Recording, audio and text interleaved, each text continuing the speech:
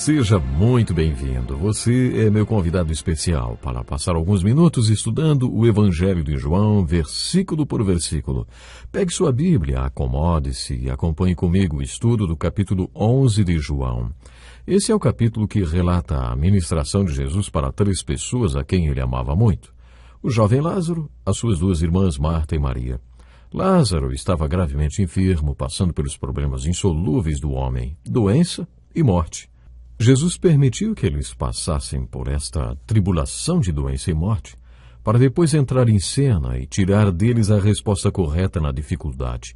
Já comentamos com você que o capítulo 11 de João parece uma síntese do livro de Jó, porque os dois têm basicamente a mesma mensagem. Existem muitas aplicações que podemos tirar desse capítulo para nossas vidas, principalmente através da vida de Maria, que teve a reação correta diante da provação. Um relacionamento com Jesus. Ela se jogou aos pés de Jesus e disse: Senhor, se estivesses aqui, meu irmão não teria morrido. Mas, pela atitude de Maria, pareceu que ela estava dizendo: Senhor, eu aceito tudo isso que está acontecendo. Maria se lançou aos pés de Jesus, aceitando sua vontade. Em Lucas capítulo 10, ela estava aos pés de Jesus ouvindo seu ensino. E no capítulo seguinte, o capítulo 12 de João, veremos que ela se lançou mais uma vez aos pés de Jesus, dessa vez para adorá-lo. Com isso podemos responder o que é fé. Fé é estar aos pés de Jesus ouvindo sua palavra. Fé é estar aos pés de Jesus e aceitando a sua vontade revelada na sua palavra. E por último, a pessoa que fica aos pés de Jesus ouvindo os ensinos dele e aceitando a sua vontade, também o adorará.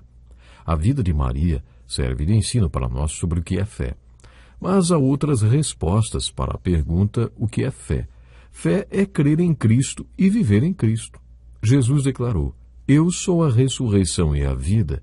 Aquele que crê em mim, ainda que morra, viverá. E quem vive e crê em mim não morrerá eternamente. Creio que foi o escritor J.B. Phillips que disse em um dos seus livros que aqueles que creem e vivem nele tornam-se parte do que é permanente e nunca morrerão. Crer e viver em Cristo. Sabe, aí está 2 aspectos separados da fé. Creio que sabemos o que é crer nele. Já vimos tantas ilustrações nesse evangelho.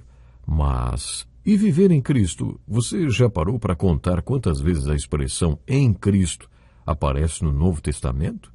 Em Cristo, como o ramo está ligado à videira em união com Cristo? Isto é uma realidade, uma das respostas para a pergunta: o que é fé? Encontramos outra resposta para a pergunta o que é fé no versículo em que paramos o último estudo. Tirem a pedra. Lázaro estava fechado dentro da tumba e havia uma pedra na entrada dela. E Jesus mandou: tirem a pedra. E depois disse: não lhe falei que se você cresce veria a glória de Deus? Aí então eles removeram a pedra. O Evangelho de João sempre oferece um significado mais profundo, e aqui no caso da pedra, podemos dizer que Jesus estava dizendo: tirem a pedra da incredulidade, e vocês verão a glória de Deus. O milagre deste capítulo ocorreu quando foi dada a ordem em alta voz: Lázaro, vem para fora! E o homem que estava morto veio para fora, com as mãos e os pés enrolados em panos. E então veio outro comando de Jesus: tirem as faixas dele e deixem-no ir. O Evangelho de João tem muitos ensinamentos profundos para a nossa vida. No capítulo 8, o povo creu e Jesus lhes disse: se vocês permanecerem firmes na minha palavra, verdadeiramente serão meus discípulos e conhecerão a verdade, e a verdade os libertará. Isto mostra as 3 fases da fé. A primeira é crer, a segunda é permanecer como discípulo, a terceira é ser libertado. Quando você é libertado, é como se estivesse saindo da cadeia. E você é libertado de várias maneiras. No capítulo 11, podemos dizer que temos a ilustração destas 3 fases. Quando vemos Lázaro saindo, é a fase 1, crer.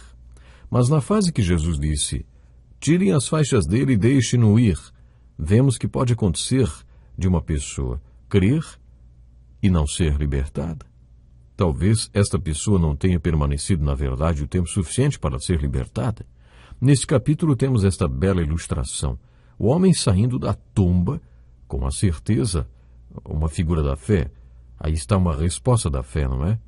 Mas depois havia ainda aquelas faixas, as roupas de morto. Pode acontecer da pessoa ser crente, um seguidor de Cristo, e ainda não ter sido libertado. Apesar da pessoa ser crente e seguidora, ainda não foi libertada. Precisamos que nossas roupas de morte sejam retiradas.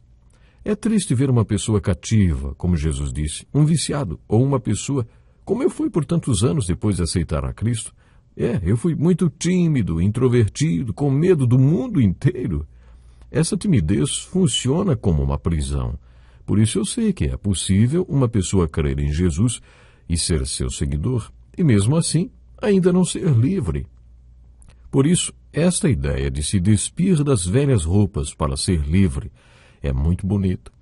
Esta é uma das respostas do capítulo 8 à pergunta: o que é vida? Vida é liberdade. Vida é ser libertado. Podemos fazer muitas aplicações com esse ensino sobre a liberdade.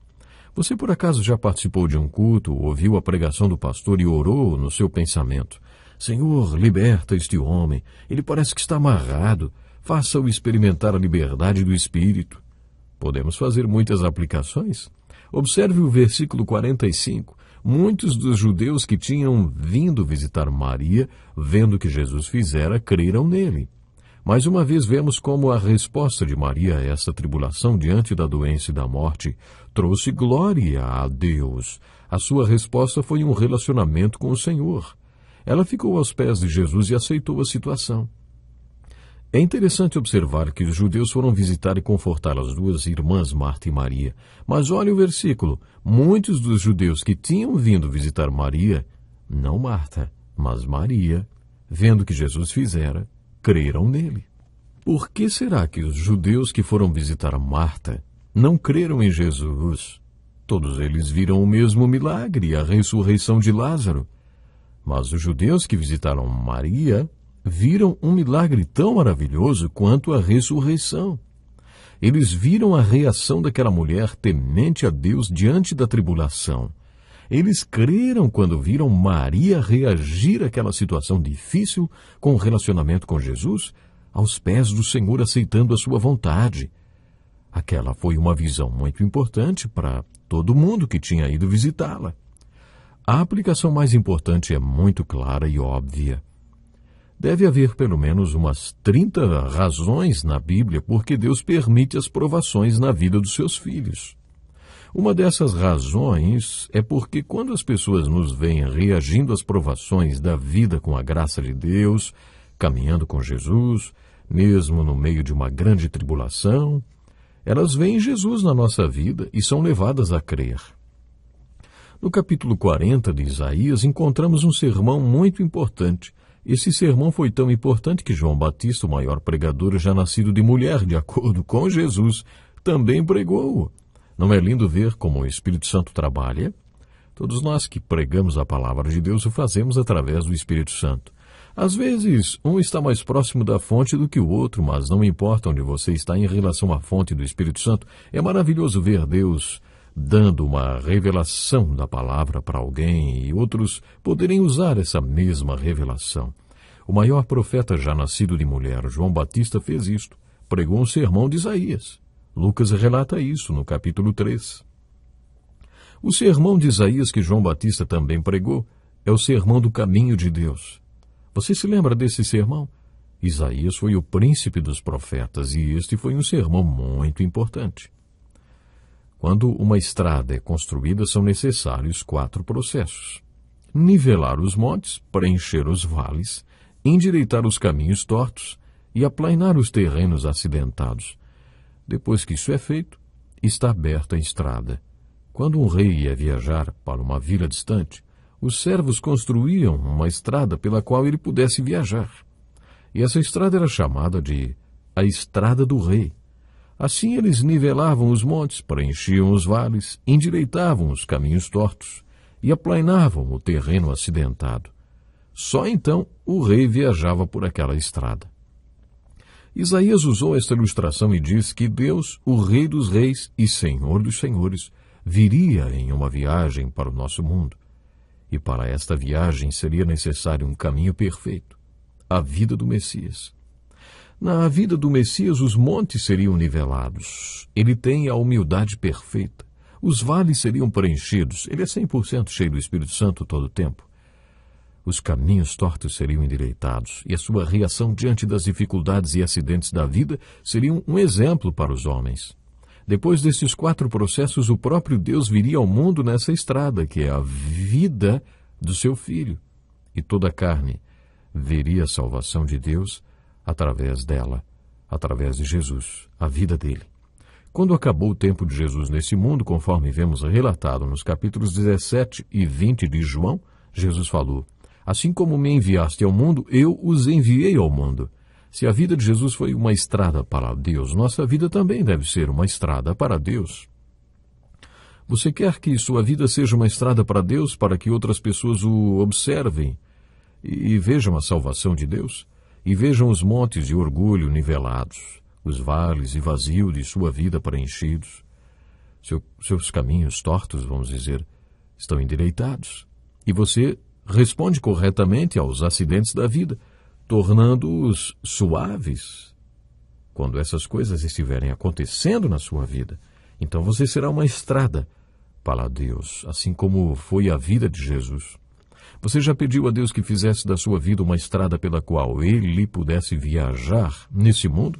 Isto é uma coisa muito perigosa de pedir, não? Caso você faça esta oração, poderá se surpreender com os tratores e escavadeiras espirituais virando a sua vida do avesso e começando a nivelar os montes, preencher os vales, endireitar os caminhos tortos, suavizar os caminhos acidentados.